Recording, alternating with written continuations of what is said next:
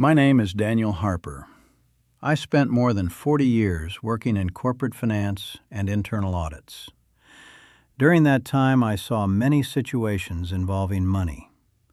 I saw situations involving trust. I saw situations involving business decisions that changed people's lives permanently. I worked with small companies and large ones. I worked with family businesses and publicly traded corporations. In all of those years, one thing remained consistent. The most serious problems I encountered were never caused by the market. They were caused by people. Tonight I want to tell you about one of those situations. It involves two men. They built a company together over 20 years, and one internal decision eventually destroyed everything they had worked for. In October of 2014, I was brought in to conduct a standard year-end audit for a mid-sized logistics company. On my second day, I was sitting in a small conference room with a junior accountant named Sarah. She had been with the company for about 18 months. She was careful and thorough. She had a spreadsheet open on her laptop. She pointed to a line item for a maintenance contract. That contract had been paid twice in the same month. The amount was $1,200. In a company with $40 million in annual revenue, that number is very small. Most auditors would move past it without a second look. But Sarah could not find the second invoice. She had searched the filing system. She had checked with the vendor directly. There was no record of a second service being performed. That missing invoice was the first sign that something was not right. The company was called Mid-Atlantic Logistics. It had been operating for 20 years at that point. It was owned by two men. Their names were Robert and Marcus. They had started the business when they were both in their early 30s. They began with 2 delivery trucks in a small, leased warehouse on the outskirts of the city. Robert came from a background in transportation. He understood routes and schedules and how to manage drivers. Marcus came from accounting. He understood cash flow and cost control and how to read a balance sheet. From the beginning, their skills complemented each other well. Robert handled the operations. He managed the fleet and the drivers and the relationships with clients. Marcus handled the finances and the back office. He managed the payroll and the vendor contracts and the banking relationships. They were not just business partners. They were close friends. They had met in college. Their wives knew each other. Their children had grown up together. Their families spent holidays together and attended each other's events. By the time I was brought in, the company employed more than 200 people. They owned a large distribution center with modern equipment. They had contracts with several regional retail chains. The business had a solid reputation in the market. For 20 years, the growth of Mid-Atlantic Logistics was steady and consistent. They survived the 2008 recession, while many of their competitors did not. They were careful with their debt, and that discipline kept them stable during a very difficult period for the industry. Robert was excellent at managing the drivers and keeping the operation efficient. Deliveries were on time. Client relationships were strong. The trucks were well maintained. On the financial side, Marcus was known for being precise and detail-oriented. He worked long hours. He was often the first person in the office in the morning. He rarely took vacations, and when he did, he stayed in contact. He reviewed every invoice personally. He approved every wire transfer himself. Because the company was profitable every single year, nobody ever questioned his methods. Nobody asked why one person had complete control over every financial decision. The trust between the two partners was the foundation of the entire business. Robert often said publicly that he never looked at the bank statements. He said it as a compliment to Marcus. He said he knew Marcus had everything under control. That level of trust had worked for them for 2 decades, and there was no obvious reason to change it. The $1,200 double payment that Sarah found was unusual for one specific reason. The vendor involved was a local cleaning service that had been servicing the office for several years. Sarah contacted that vendor directly and asked about the second payment. The vendor said clearly that they had never received a second check that month. They had only one invoice on file for that period. Sarah then went back to the digital ledger and examined the entry more carefully. The system showed that the check had been issued and cleared by the bank. But when she pulled the actual canceled check image from the bank portal, the payee line did not show the name of the cleaning company. The check was made out to a company called R&M Properties. Sarah had never heard of this company. She went to Marcus and asked him about it directly. She assumed it was a subsidiary or a related vendor she was not yet familiar with. Marcus told her it was a clerical error in the system. He said the check had been entered under the wrong vendor code by mistake. He said he would correct it manually before the end of the week. He was calm and confident when he said this. He did not seem uncomfortable with the question.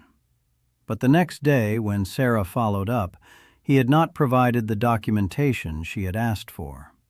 He told her he was busy and would get to it. Sarah came to my office that Friday morning. She had used her lunch break the previous day to search for R&M Properties in the State Business Registry online. The search took her about 10 minutes. The company was registered as a limited liability company. It was registered to a residential address in a suburb about 20 miles from the office. That address did not belong to Robert or Marcus. It belonged to Marcus's sister. When Sarah told me this, I asked her to stop her work on the audit for the rest of that day. I told her I would handle the next steps myself. I did not want to create any alarm inside the office before I understood what I was looking at. I decided to pull 3 full years of bank statements myself. I did not ask anyone inside the company to help me. I contacted the bank directly, using my credentials as the appointed auditor. I stopped looking at the invoices entirely. I focused only on the outgoing wire transfers and the images of the canceled checks. I worked through that weekend. What I found changed the nature of the entire engagement. Over those 36 months, nearly $2.8 million had been transferred to R&M Properties. The payments varied in size. Some were a few $100s. Others were $20,000 or $30,000. Every one of those payments was recorded in the internal ledger as a routine operating expense.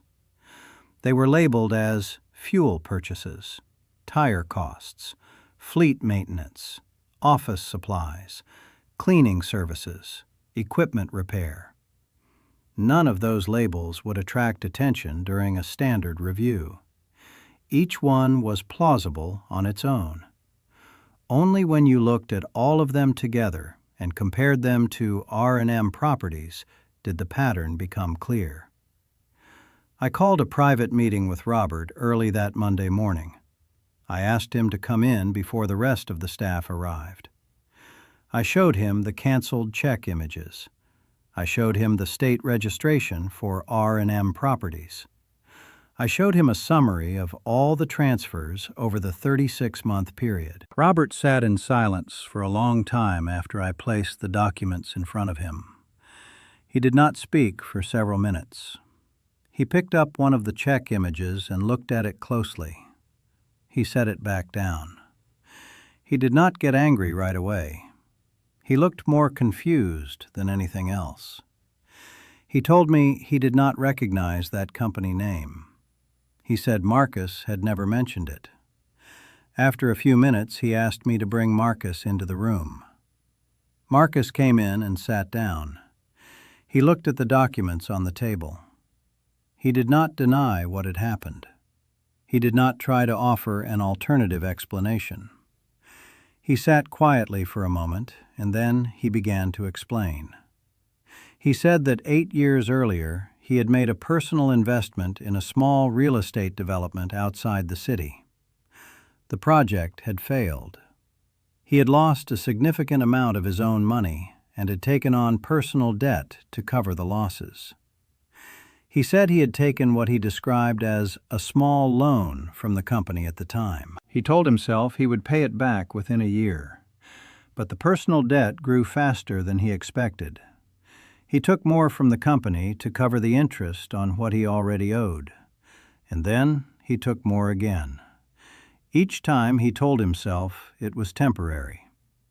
To prevent Robert from noticing that the cash was not where it should be, Marcus had adjusted the values of the warehouse equipment on the balance sheet. He inflated those figures to fill the gap. That kept the overall asset picture looking healthy. It kept the profit margins looking stable. Robert never had a reason to look more closely. The consequences that followed came quickly, and they were permanent. Because Marcus had falsified the balance sheet, the company's tax filings for several years contained incorrect information. The reported asset values did not match reality. When the bank became aware of the internal fraud and the inflated figures, they reviewed the company's entire financial position. They determined that the collateral supporting the company's credit line was overstated. They called in the $5 million line of credit immediately. Mid-Atlantic Logistics did not have the cash on hand to repay that amount. The company had been running on that credit line as part of its normal operations. Without it, the business could not function. Robert retained legal counsel and pursued action against Marcus personally. But recovering the money through civil litigation takes time, and the money itself was gone. It had been spent over 8 years on failed investments and on the personal expenses Marcus had accumulated to maintain a lifestyle that looked successful from the outside. Within 6 months of the discovery, the company was placed into liquidation. The assets were sold. The contracts were terminated. The 200 employees lost their jobs. Robert lost the business he had spent 20 years building from 2 trucks and a warehouse. He lost the retirement savings he had tied up in the company, and he lost the person he had considered his closest friend for more than 30 years. Marcus was investigated by federal authorities. He was charged with wire fraud. He eventually pleaded guilty and served 4 years in federal prison. People often think that a business fails because of outside forces, a bad market, a difficult economy, a competitor with a better product. But in 40 years of working inside companies, I observed something different many times. The most serious failures I saw were internal. They came from decisions made quietly by people who had been trusted completely. When one person controls the finances and no one else reviews the details, a small problem can grow for years before it becomes visible. The controls that prevent this are not complicated. A second signature on large transfers, an independent review of the accounts once a year, a simple policy that no single person approves their own transactions.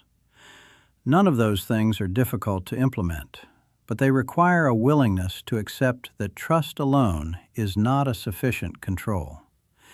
In this case, 2 men had built something real over 20 years. The trust between them was genuine. But that trust created a situation where one of them was able to make a decision that the other never saw coming. And by the time it was visible, it was already too late.